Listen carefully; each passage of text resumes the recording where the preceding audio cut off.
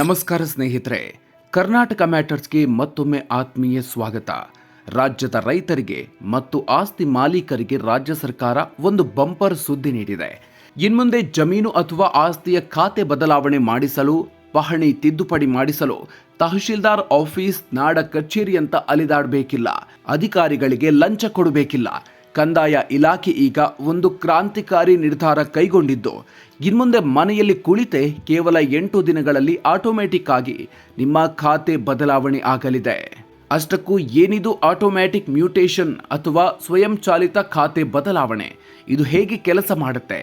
ಯಾರೆಲ್ಲ ಇದರ ಲಾಭ ಪಡಿಬಹುದು? ಮತ್ತು ವಂಚನೆಯಿಂದ ಪಾರಾಗಲು ನಿಮ್ಮ ಪಹಣಿಗೆ ಆಧಾರ್ ಲಿಂಕ್ ಮಾಡೋದು ಯಾಕೆ ಕಡ್ಡಾಯ? ಇಂದಿನ ವಿಡಿಯೋದಲ್ಲಿ ಇದರ ಇಂಚಿಂಚು ವಿವರಗಳನ್ನು ನೋಡೋಣ.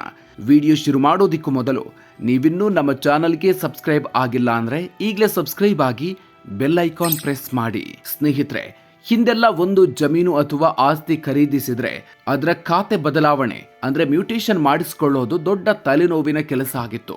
ಕಂದಾಯ ನಿರೀಕ್ಷಕರು ಅಂದ್ರೆ RI, ವಿಲೇಜ್ ಅಕೌಂಟೆಂಟ್ ಅಂದ್ರೆ VA ಕಚೇರಿಗಳಿಗೆ ಅಲೆದು ಜನ ಹೈರಾಣಾಗ್ತಿದ್ರು. ಮಧ್ಯವರ್ತಿಗಳ ಕಾಟ, ಲಂಚದ ಹಾವಳಿ ಮಿತಿ ಮೀರಿತ್ತು. ಆದರೆ ಈಗ ಎಲ್ಲ ಕಿರಿಕಿರಿಗಳಿಗೆ ಕಂದಾಯ ಸಚಿವ ಕೃಷ್ಣ ಬೈರೇಗೌಡ ಅವರು ಬ್ರೇಕ್ ಹಾಕಿದ್ದಾರೆ.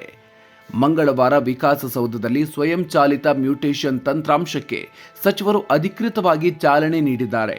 ಮಂಡ್ಯ ಜಿಲ್ಲೆಯಲ್ಲಿ ಕಳೆದ 1 ತಿಂಗಳಿನಿಂದ ಪ್ರಾಯೋಗಿಕವಾಗಿ ಜಾರಿಯಲ್ಲಿದ್ದ ಈ ಯೋಜನೆ ಯಶಸ್ವಿಯಾದ ಹಿನ್ನೆಲೆಯಲ್ಲಿ ಇದೀಗ ಇಡೀ ರಾಜ್ಯಕ್ಕೆ ಇದನ್ನ ವಿಸ್ತರಣೆ ಮಾಡಲಾಗಿದೆ.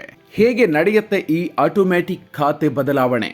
ಈ ಹೊಸ ವ್ಯವಸ್ಥೆಯ ಪ್ರಕಾರ ಯಾವುದೇ ರಿಜಿಸ್ಟರ್ಡ್ ಅಂದರೆ ನೋಂದಾಯಿತ ಆಸ್ತಿಯ ಖಾತೆ ಬದಲಾವಣೆಗೆ ನೀವು ಆನ್ಲೈನ್ ಮೂಲಕ ಅರ್ಜಿಯನ್ನು ಸಲ್ಲಿಸಿದರೆ 7 ದಿನಗಳ ನೋಟಿಸ್ ಅವಧಿ ಇರುತ್ತೆ.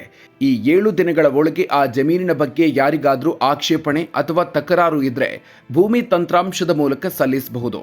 ಒಂದು ವೇಳೆ 7 ದಿನಗಳಾದರೂ ಯಾರಿಂದಲೂ ಯಾವುದೇ ತಕರಾರು ಬಾರದೇ ಇದ್ರೆ 8ನೇ ದಿನ ಯಾವುದೇ ಅಧಿಕಾರಿಯ ಹಸ್ತಕ್ಷೇಪ ಇಲ್ಲದೆ ಕಂಪ್ಯೂಟರ್ ಸರ್ವರ್ ತಾನಾಗಿಯೇ ಡಿಜಿಟಲ್ ಸಹಿ ಹಾಕಿ ನಿಮ್ಮ ಖಾತೆಯನ್ನು ಬದಲಾವಣೆ ಮಾಡುತ್ತೆ.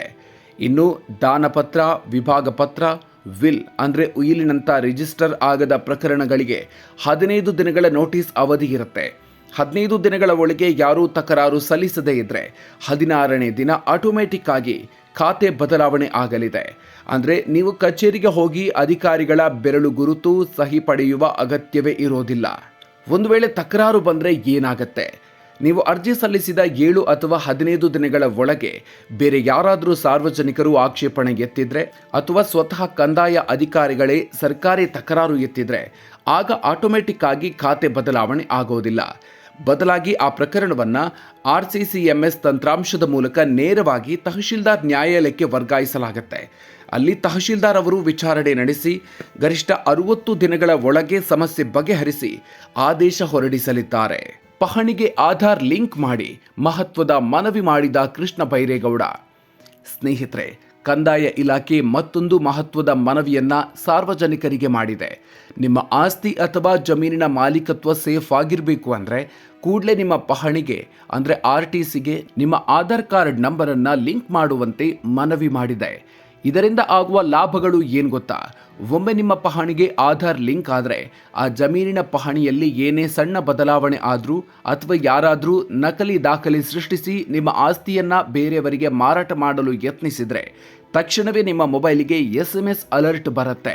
ಬ್ಯಾಂಕ್ ಅಕೌಂಟ್ನಿಂದ ಹಣ ಡ್ರಾ ಮಾಡಿದಾಗ ಹೇಗೆ ಮೆಸೇಜ್ ಬರುತ್ತೋ ಹಾಗೆ ಪಹಣಿಯಲ್ಲಿ ಏರುಪೇರಾದ್ರೂ ಮೆಸೇಜ್ ಬರಲಿದೆ.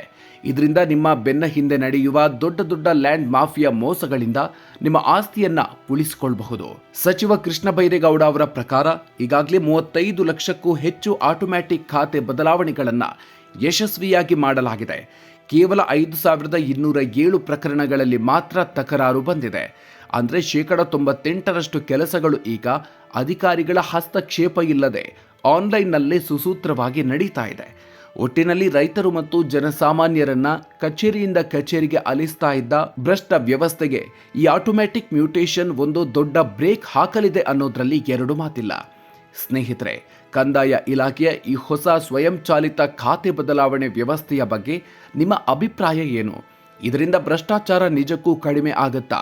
ಕಮೆಂಟ್ ಬಾಕ್ಸ್ನಲ್ಲಿ ತಪ್ಪದೆ ತಿಳಿಸಿ. ನೀವಿನ್ನೂ ನಿಮ್ಮ ಪಹಣಿಗೆ ಆಧಾರ್ ಲಿಂಕ್ ಮಾಡಿಲ್ಲ ಅಂದ್ರೆ ಆದಷ್ಟು ಬೇಗ ಮಾಡಿಸಿಕೊಳ್ಳಿ.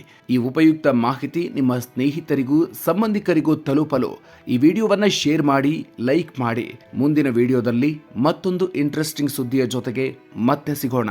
ಅಲ್ಲಿವರೆಗೂ ನಮಸ್ಕಾರ.